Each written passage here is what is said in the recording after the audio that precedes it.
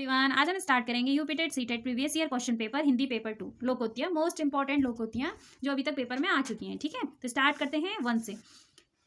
First, अंधा बांटे रेवड़ी फिर अपनों को दे, मतलब सत्ता या कोई अधिकार मिलने पर अपनों को ही लाभ पहुंचाना, अपनों को ही फायदा देना। मतलब किसी भी चीज की आपको पावर मिल जाती है तो उसमें सबसे ज्यादा फायदा किसका उठाते हैं? अपने लोगों को ही फायदा देना। ठीक है, नेक्स्ट है, जैसे नॉर्मली देखो गांव का प्रधान बन जाएगा तो वो क्या करेगा? प्रधान पहले अपने लोगों के लिए देखेगा, सबसे पहले अपने लिए घर बनवाएगा, गाड़ी खरीदेगा, अपने परिवार वालों की हेल्प करेगा, जो प्रॉब्लम्स मतलब जो प्रॉब्लम खुद की है, खुद के परिवार की, उनको सॉल्व करेगा पहले। तो यही वाली बात होती है कि सत्ता या अधिकार मिलने पर अपनों को ही लाभ पहुंचाना। ठीक है, आते हैं नेक्स्ट पर। आगे नाथ ना पीछे पगाह, जिसका कोई उत्तरदायित्व ना हो, जो पूरी तरीके से स्वतंत्र हो, मतलब जिसपे कोई रेस्पॉन्सिबिलिटी नहीं है, जो फ्री है, पूरी तरीके से आजाद है। गंगा गए गंगादास, जमुना गए जमुनादास, मतलब अवसरवादी होना, जैसा अवसर मिले उसी तरीके का होना। ठीक है, जिसका कोई फिक्स सिद्धांत नहीं होता। आए थे हरिभजन को, ओटन लगे कपास, मतलब आए तो थे पूजा करने के, मतलब भगवान का नाम लेने के लिए, लेकिन ओटन लगे कपास। कहने का मतलब ये है कि आए तो ऊंचे काम को करने के लिए थे, ऊंचा लक्ष्य बना रखा था, और वैसे लग गए किसमें? छोटे काम को करने में। ठीक है, आसमान से गिरा खजूर में अटका, एक विपत्ति से निकलकर दूसरी विपत्ति में फंस गया। मतलब एक पहले से एक परेशानी में फंसा हुआ था, उसमें से निकल के आया जब तक दूसरी परेशानी में फंस गया। ठीक है, जैसे होता है ना कि यूपीटेट का एग्जाम था, यूपीटेट का देके फ्री हुआ, तब तक सीटेट का आ गया। ठीक है, यही चीज। उधो का लेना ना महादो का देना, मतलब किसी को किसी से कोई मतलब नहीं होना, अपने काम से काम रखना। आजकल जैसे दुनिया हो गई है, दूसरे से उसको कोई मतलब नहीं है, कोई कैसे रह रहा है, कैसे है, कोई परेशान है, क्या है, उसको कोई मतलब नहीं। अपनी दुनिया से मतलब अपने काम से काम रखना। ठीक है, नेक्स्ट है, एक तो करेला दूसरा नीम चढ़ा, मतलब एक तो करेला है दूसरा नीम चढ़ा है, मतलब एक तो पहले से ही दोष है और दूसरा और लगा लिया, मतलब या फिर एक तो पहले से ही स्वभाव खराब था, अब और ज़्यादा बिगड़ गया, जैसे गांव में बोलते हैं ना, इस तरीके से।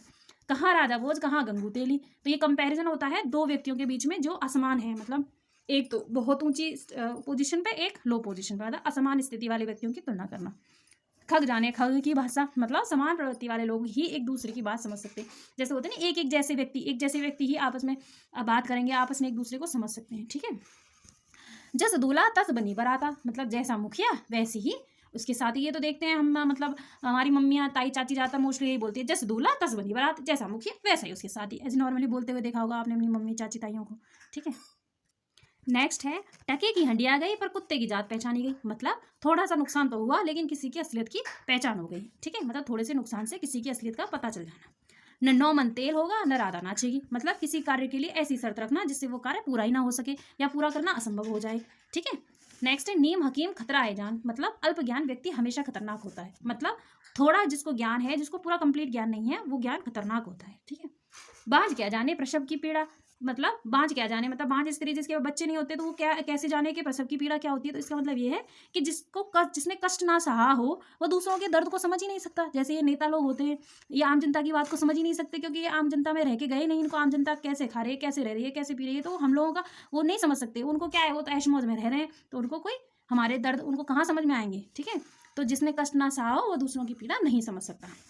सांप मरे और लाठी भी ना टूटे, ये तो बहुत मतलब बोलते ही रहते हैं हर जैसे मोस्टली दादा दादी जो बोलते थे ना पहले ज़माने में, वही अपना काम भी हो जाए और कोई नुकसान भी ना हो, मतलब अपना काम भी हो जाना चाहिए और नुकसान भी ना हो, तो सांप मरे और लाठी भी ना टूटे।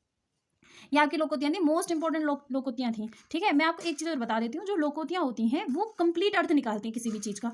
ठीक है, लेकिन जो मुहावरे होते हैं वो वाक्यांश होते हैं, वो पूरे कंप्लीट मीनिंग नहीं निकालते, उनको सेंटेंस में ऐड करके फिर हमें बनाना होता है। लेकिन ये क्या है, जो लोकोक्तियाँ हैं ये क्या है, ये पूरा कंप्लीट सेंटेंस निकालती हैं। जैसे सांप मरे और लाठी भी ना टूटे, मतलब अपना काम भी हो जाए और कोई नुकसान भी ना हो, तो इसमें कुछ और सेंटेंस ऐड करके फिर इसको बताने की जरूरत नहीं है, डायरेक्ट अपनी अपनी लाइन में ही अब पूरा अर्थ निकाल के दे रही हैं। तो ये होती है लोकोक्तियाँ और मुहावरे में अंतर होता है। अगर ऐसे क्वेश्चन भी आ जाता है कि जो सिर्फ वाक्यांश को बताए वो तो हो जाएगा मुहावरा, और जो पूरा कंप्लीट अर्थ निकाल के दे, पूरा कंप्लीट सेंटेंस निकाल के दे, पूरा अर्थ निकाल के दे, वो हो जाएगी लोकोक्तियाँ। ठीक है, आज के लिए बस इतना ही। Thank you.